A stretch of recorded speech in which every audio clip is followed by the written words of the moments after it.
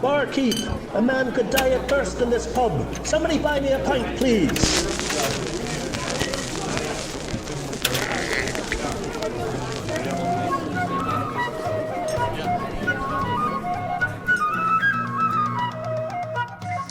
Hi everybody, and welcome to the part of the pod that we call The Tune and The Tip. As you probably saw on Facebook, what I'm starting to do is go back a little bit to my old Tunes from the Shop format, where I record a tune for you each week. But now what I'm doing is I'm bringing that tune into the podcast, and that tune will become this week's Tune and a Tip.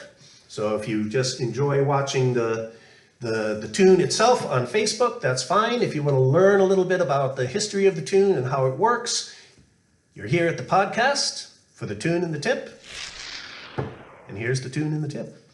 So this tune is called The Return Home. It's one that I wrote in Basel, Switzerland in about 1990, and I released on my CD called Farewell New England's Shores in 1991, ably backed up by Dan Novak, not Flynn Cohn. Flynn Cohn was my backup guy on my Purgatory Chasm album.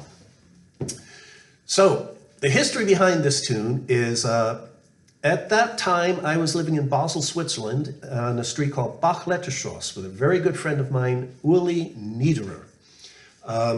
Uli had been renting a house, top floor apartment, second floor apartment, and an apartment next door to that. And in the apartment under his was his best friend, a guy called Rosalie. And very, very, very sadly, Rosalie was a mountaineer, and he was lost in an accident on Mount Blanc back in 1990. I was living up the road in the next town up called Binnigan in a very, very small, nasty little apartment. And Uli contacted me and asked if I'd like to take over Rosalie's apartment, which I thanked him very much for, and moved into there. Now, at that time in Switzerland, you were, as now, you were allowed to grow 4 cannabis plants for your own personal use. So people weren't marauding darker sides of town, dark alleys, trying to buy various things from nefarious people hanging on street corners. They thought if you can grow something at home, do it yourself. So we're very big on growing things at home. They very homeopathic society. They like taking care of their own business. So I grew a plant, and the plant took off, got to about 7 feet tall or so, where it was time to harvest it. And this coincided with when I was about to go on tour. So those of you who grow your own, for example, like sunflowers, to keep the heads for feeding birds during the wintertime. You know, you cut it and then you hang it upside down so that it dries, or if you have your own cooking herbs, rosemary, thyme, parsley, whatever, you cut it off, you hang it upside down so it dries. It's the same process with a cannabis plant. You cut it, you hang it upside down so it dries, and then you enjoy the results of your work. So I told Uli I was going to go on this tour, and he says, "Well, shall I water the Christmas tree?" That's what we called it, the Christmas tree. And I said, no, I've already harvested that. It's hanging upside down in my closet. Don't worry about it. It's fine. I'll take care of it when I get back. A couple of months later, I come into my apartment, putting my things away. Think I'll check on the Christmas tree. I open the door, no Christmas tree. So knowing Uli did not partake in such things, I figured something had happened.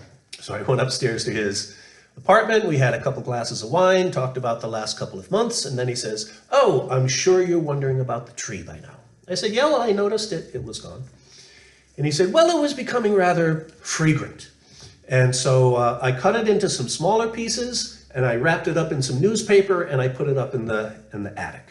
And so those of you who dry your own gardening herbs know the worst thing to do with a wet plant is to wrap it in paper, because the moisture comes into the paper turns to mold, and you just threw away whatever it was you spent all of those months growing. So with a heavy heart, I went up into the attic. I saw it was virtually like an old pirate's treasure chest. Opened it up, and sure enough, I saw three great big, large, moldy sets of newspaper. And then I looked a little closer, and I could see one little bud sitting in the corner of this box. So I took that downstairs into my apartment, crushed it up into my little corncob pipe, had a couple of puffs, and within 30 seconds, this tune appeared. Now, if you write for a living, or if you compose music for a living, or just for fun, people have different methods. Some people labor over every word, every period, every note, every rest, everything. For me, my tunes tend to show up as virtually finished pieces. Shift around a couple of notes, this, that, and it's done. So this tune appeared, as I said, about 30 seconds after the initial inspiration. And I was trying to think of a name for it. I thought, Back to Switzerland, a little impersonal. Return to Basel, I like the return, but Basel is still a little bit broad. The return home, because I came home. So.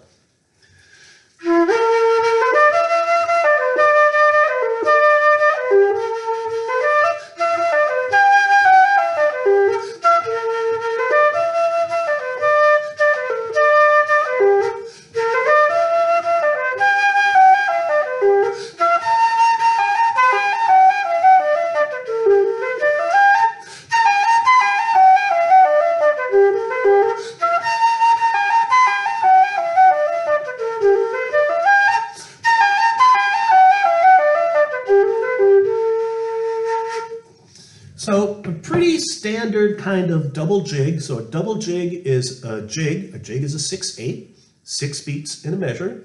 Eighth note counts for 1 beat. Usually double jigs are written in 3/8 notes followed by 3/8 notes, and there's your measure. Okay. This one, you notice there's something that sounds really funny in the second half. It doesn't sound like a jig anymore. It sounds like it goes into some weird time signature. It doesn't, but we'll get there in a second. The first half is pretty vanilla, not really difficult. Instead of playing any rolls or anything right now, I'm going to slow it down even more and just play everything as long notes.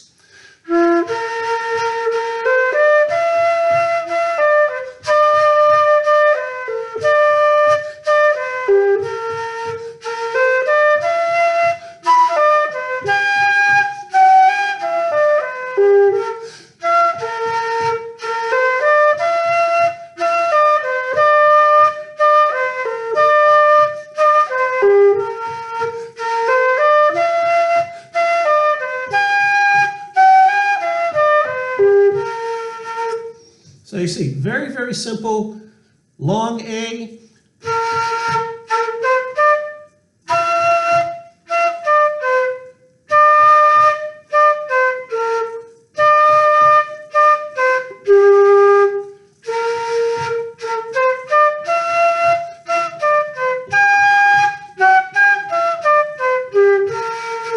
Okay, a 3-beat note to start a lot of the measures. Little typical ending at the end of the line. Now, the second half is where this funny little hitch happens.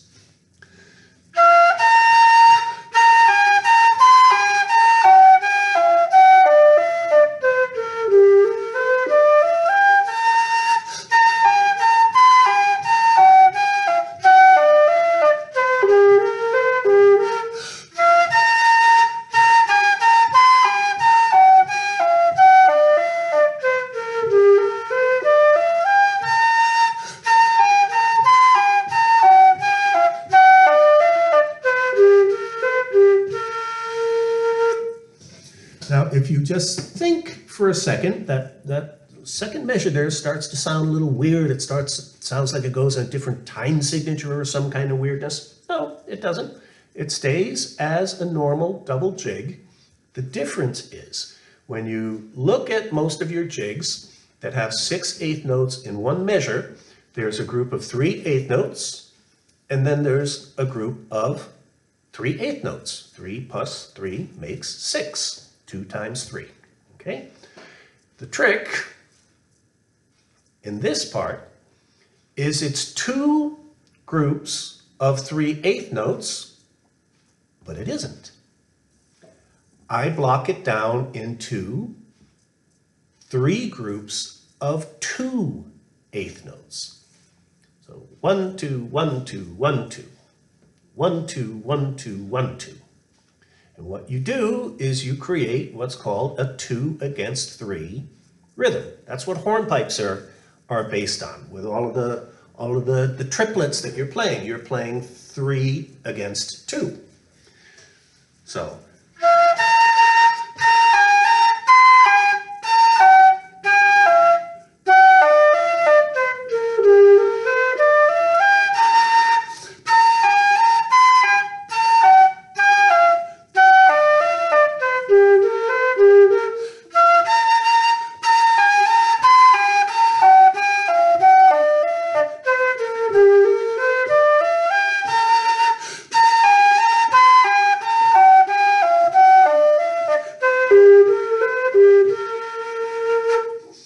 and you want to play those groups of 2 a little bit legato. Not really short. If you play them really short, it sounds very clipped. It sounds very broken. If you play them legato, a little bit wider, it gives a much nicer flow.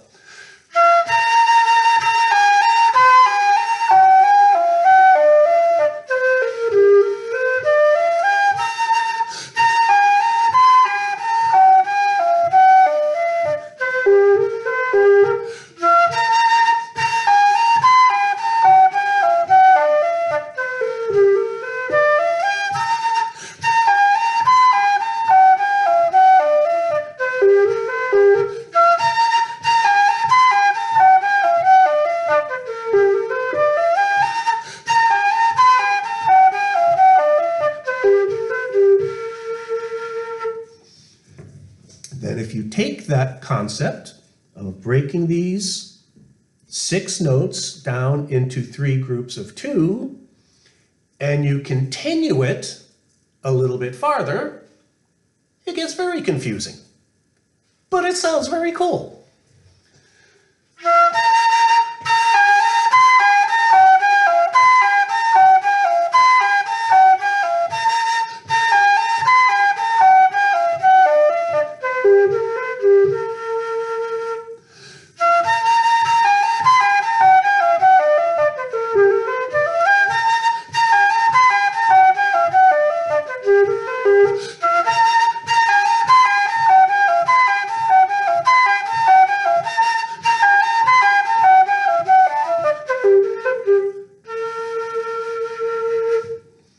So that's how the mystery part of the tune goes. It's really easy. I write things in my tunes that sound finger-breakingly hard, but you know what? Nah, it's all smoke and mirrors, literally. It's all just simple counting tricks a lot of times. Or I put in one little half step here or there sometimes. Or I put in 5s where you're used to 3s, or 7s where you're used to 5s. Just simple little counting tricks here and there. If you're playing with a guitar player or you're playing with some kind of backup player and you're playing that tune and it gets to that part and they start losing their mind trying to figure out what you're doing, just tell them, play it as a normal jig. Count as normal because you're actually counting as normal too. You're just breaking it up into 2s, 3 2s instead of 2 3s. Okay? Now to show you a couple of the ornaments that I like to do.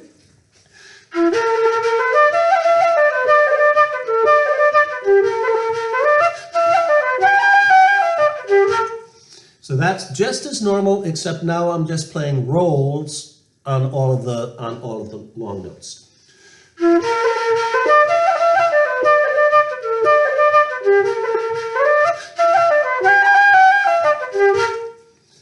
Now to do a couple of variations, which are using different notes, not just rolls.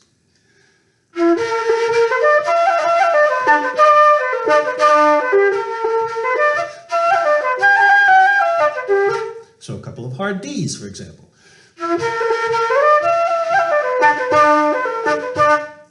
Okay.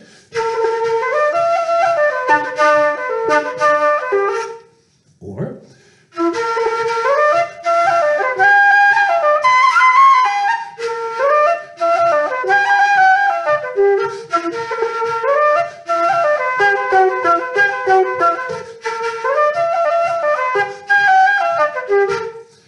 something else I like doing. It comes from all of the fife music I used to play, where the fife music in the 1860s to now has a lot of what are called pedal tones, a bottom note that you keep going down to. And then I like to do these little descending or ascending runs.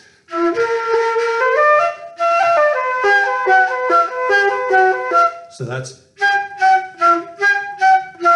very simple. It's just an E, an F sharp, G, F sharp, E, but I'm doing a low B in between. That's the pedal tone.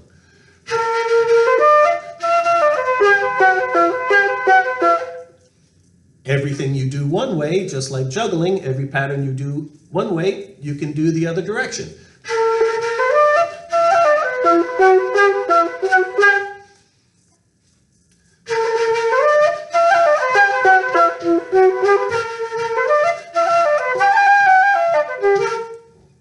Okay?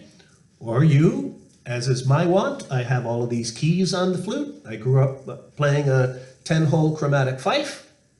So I like to put little chromaticisms, little simple chromatic runs here or there that people either really love and they lose their mind, or they really hate and they lose their mind. Either way, I get a reaction, I win.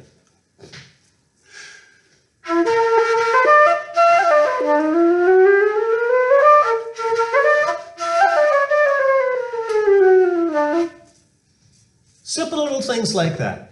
Experiment, have some fun with it. Go a little nuts. There's no right way, there's no wrong way. Play it, believe in yourself, have some fun with the tune.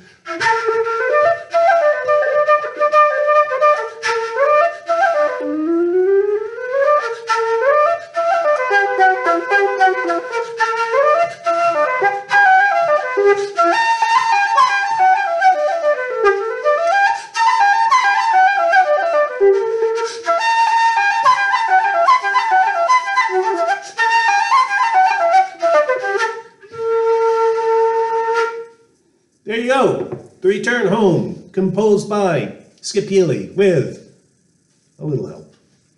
Cheers, everybody. I hope you enjoy it. Keep tuning into the podcast. Keep tuning into the tunes from the shop.